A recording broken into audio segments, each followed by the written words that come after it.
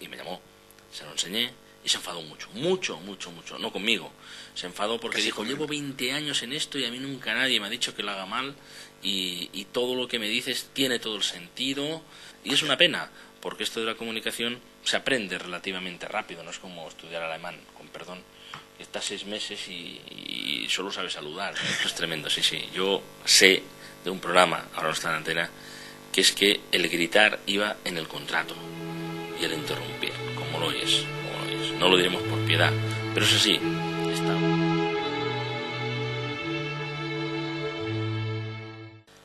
Existe el convencimiento erróneo de que los españoles sabemos hablar bien o incluso muy bien, pero una cosa es hablar mucho y otra muy distinta saber comunicar los mensajes con eficacia.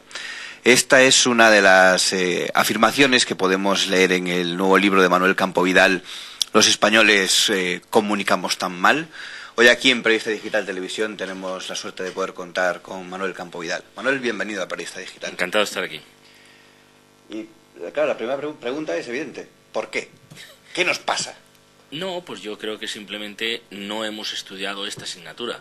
En la escuela no se nos enseñó a comunicar, ni siquiera en las facultades de periodismo, pero en la escuela primaria, en lo que sería la escuela secundaria y desde luego también después ni siquiera las escuelas de negocios y por supuesto en la universidad. Entonces, este es un problema porque cuando la gente va a una reunión internacional, de un congreso, de lo que sea, porque pertenece a una multinacional o por cualquier cosa, se queda sorprendido, ¿no?, de esos jóvenes americanos tan preparados en última instancia como pueden ser los españoles, pero que con un micrófono de corbata se pasean por el escenario, que saben preparar una presentación con impacto, que saben comunicar bien, que se ajustan al tiempo, etcétera. En España creemos que sabemos comunicar muy bien porque hablamos muy rápido, porque hablamos mucho, ¿no? Es verdad, porque hablamos muy alto.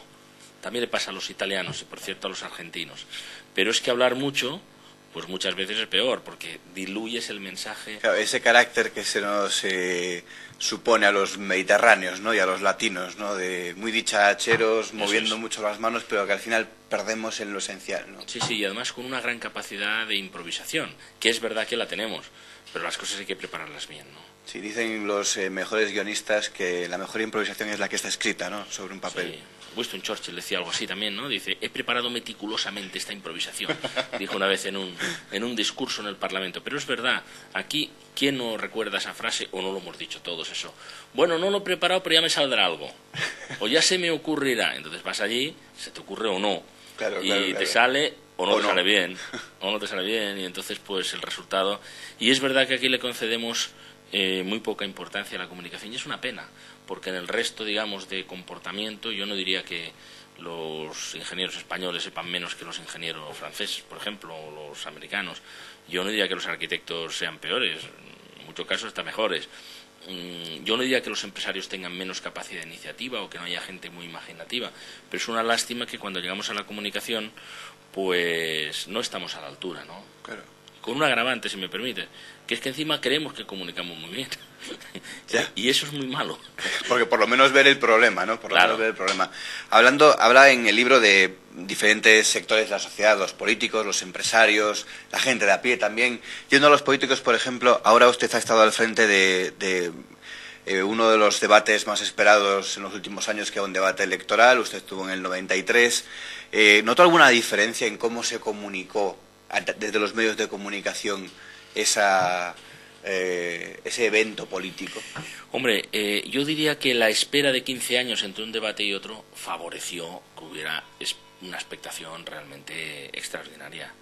Yo creo que también favoreció el hecho de que en este caso concreto no era una cadena, en aquel caso Antena 3, y después Telecinco otra, sino que al ser un debate global era mucho más un debate de todos.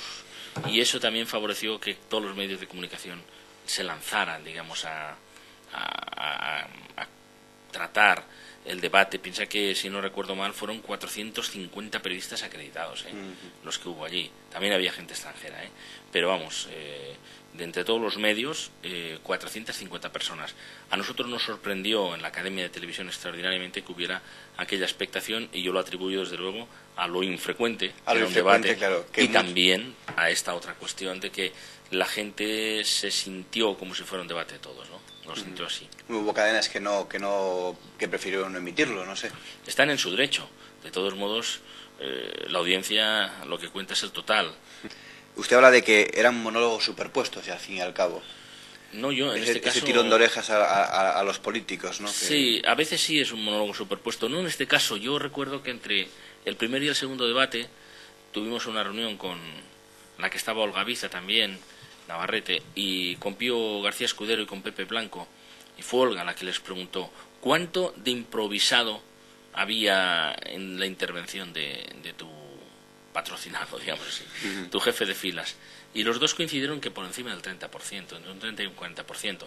No fueron dos monólogos superpuestos, yo creo que hubo debate, incluso hubo algún cruce grave, digamos, de acusaciones en un momento determinado. Y, hombre, yo, con toda sinceridad, les tengo que agradecer mucho como presidente de la Academia, y desde luego como periodista también, y como ciudadano, que a ellos dos que quisieran intervenir, porque otros han tenido oportunidad de hacerlo y no lo han hecho. Y es verdad que desde Felipe González con el primer Aznar, porque luego Aznar no quiso durante dos o tres veces, sí. No quiso volver. Sí, incluso no quiso cuando ya era candidato a punto de ganar, y ganó en el 96. Y, hombre, yo creo que hay que agradecerle esto a Zapatero y a Rajoy, sinceramente. Hombre, algunos dicen que agradecérselo, otros que obligarles casi, ¿no? Como derecho democrático. A mí me parece, yo sinceramente no soy partidario de muchas obligaciones. Yo creo que el debate tiene más sentido por una, digamos, exigencia ciudadana que porque esté marcado por ley, ¿no? A mí me parece que es mejor en estas circunstancias, ¿no? Y yo espero que dentro de 4 años pues no volvamos ahora mismo a abrir un periodo de otros 15, ¿no? Claro. Hasta que aparezca otro Zapatero y otro Rajoy, porque ya sería penoso, ¿no? Sí. ¿Y usted les da el aprobado en la forma en la que comunicaron sus mensajes, los dos líderes? Yo creo que ellos consiguieron dos cosas muy importantes, que es lo que querían. Una, movilizar a su electorado, y dos, convencer a los suyos.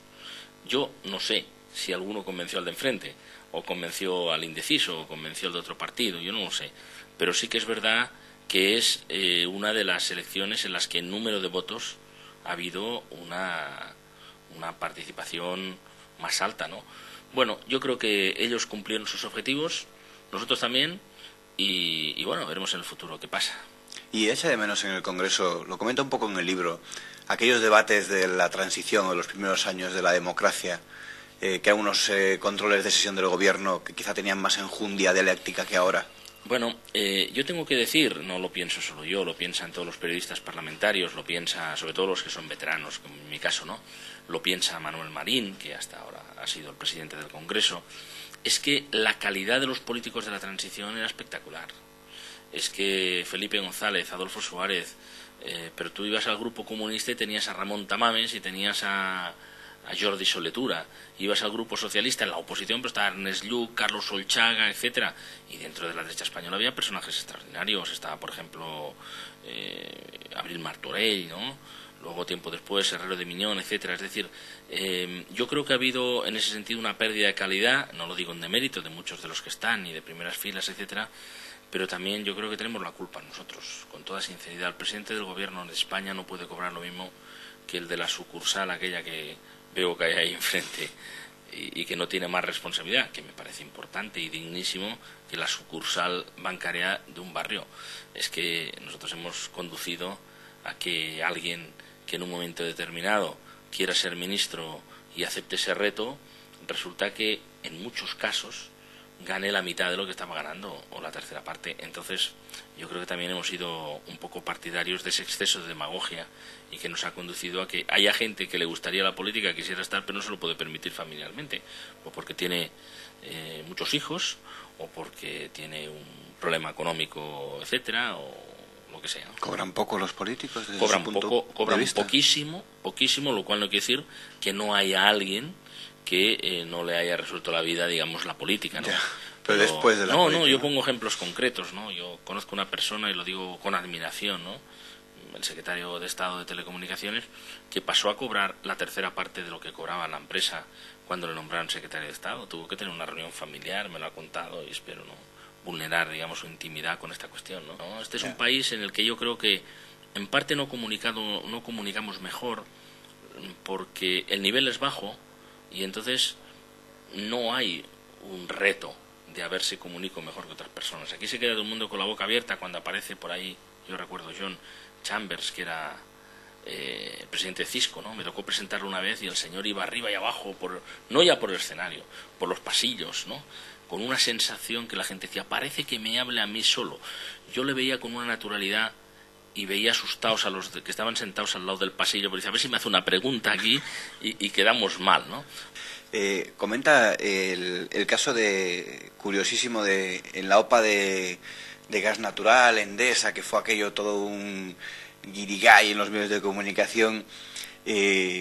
Menciona aquella frase del embarazo, Sí, hemos puesto el semen y en 9 meses nacerá la criatura, ¿no? Sí. Hombre, la verdad es que fue una frase desafortunada, claro, es imposible no citarla, porque a veces de esas cosas que uno se queda, ¿no? Se queda ahí y tal, y fue al final de la conferencia, según me explicaba una persona el otro día que estaba presente de gas natural, y me dijo, no, si fue al final que dijeron, a ver, resúmanos, y entonces en su capacidad de resumen, pues dijo una cosa así, que eso motivó la respuesta además de Pizarro, divertida, ¿no? De Pizarro, que es un gran comunicador, por cierto. Yo creo que Pizarro es un hombre con muchas posibilidades. Es verdad que Solbes ganó el debate, pero porque él tenía menos experiencia y porque Solbes es mucho Solbes, ¿eh? Solbes es mucho Solbes, ¿no? Y además porque él no había, no sé, tenía unos programas en radio y eso ya es una cosa de su partido, de su dirección de campaña. Tenía unos debates en radio y no fue a ninguno de los debates en radio, fue directamente a la tele. Entonces yo creo que si uno tiene que jugar a fútbol es bueno no empezar en un Madrid-Barcelona. Siempre hay otros equipos, ¿no? Para pillarle la dimensión al estadio, ¿no? Para aguantar la presión escénica, claro. ¿no? Deja la idea en el aire de que a veces se infravalora la inteligencia del público. Yo lo creo. Y los políticos lo suelen hacer a menudo. Y los periodistas también. También. También lo hacemos. No nos libramos. No, también lo hacemos. Porque la comunicación no es solamente hablar. Es decir, yo creo que Aznar, que era un personaje que tenía construida una imagen, él y Ana Botella, bueno, de matrimonio de profesionales jóvenes y austeros de procedencia castellana, cuando hacen la boda de la hija en el Escorial, rompen esa imagen y no han hablado. Simplemente, si casas a tu hija como una infanta, con 1.500 invitados, no sé lo que había allí, etcétera. Entonces ahí empezó, digamos, una cierta decadencia. Mucha gente dentro del Partido Popular concuerda con este análisis. Luego vino el Prestige, y el Prestige pues fue una desgracia para todos, desde luego, y algunos ministros pues no estuvieron muy afortunados, ¿no? Aquellas declaraciones de Trillo, las playas están esplendorosas en Galicia. Hombre, mire, o no te han llevado a la playa correcta, o no me quiera usted contar una película porque estás viendo el telediario, claro. Y allí no hay playa, hay una mancha negra de esplendorosa, no tenía nadie, ¿no? Bueno, el marisco sigue siendo excelente, pues yo me alegro, pero no es el caso, ¿no? Echa de menos sentarse en una mesa con una cámara delante y decir, buenos días, hoy la información empieza por... No. Echa de menos. No, yo creo que... Yo sigo haciendo programas, lo que pasa es que hago muchos programas en las televisiones autonómicas y aquí lo que no pasa en Madrid no existe, digamos, ¿no? Pero hago programas en Canal Sur, hago programas en la televisión de Cataluña, de Canarias, he hecho alguno de Galicia, he hecho de Castilla-La Mancha, etcétera. Entonces, hago documentales. No, yo he conseguido, sinceramente, hacer un tipo de periodismo además que normalmente me interesa y no he tenido por mantenerme en la televisión que cambiar y pasar a hacer pues determinados programas en los que yo no me sentiría cómodo, ¿no? Y que seguramente no sabría hacer y que seguramente no me concederían credibilidad para hacer. O sea que esa es la verdad de lo que pasa. No, yo escribo crónicas todas las semanas en algunos periódicos en España, etcétera. Entonces, no, yo simplemente son esas cosas que llevas y dices, oye, voy a reflexionar en público, digamos, sobre esta cuestión. Y por eso hice este libro. ¿Por qué los españoles comunicamos tan mal? Porque creo que pretende ser un puntito provocador, pero para llamarnos la atención, decir, oye, tan mal lo hacemos. Y autoexaminarnos también un poco. Autoexaminarnos, ¿no? Yo creo que es verdad. Y además, uno de los defectos que antes decíamos que tenemos los españoles de hablar mucho, de hablar rápido, de hablar alto, es que aquí se escucha muy poco. Y hay que escuchar, porque escuchando aprendes mucho. Y además mejoras, porque ves qué quiere la otra persona, hacia dónde va y puede ser más eficaz. Pero en tu mensaje, ¿no? En tu mensaje, ¿no? Pero es que aquí escuchamos aquí a colocar una frase, todo el mundo gritando allí y tal, y dice uno, ¿por qué gritar? Y dice que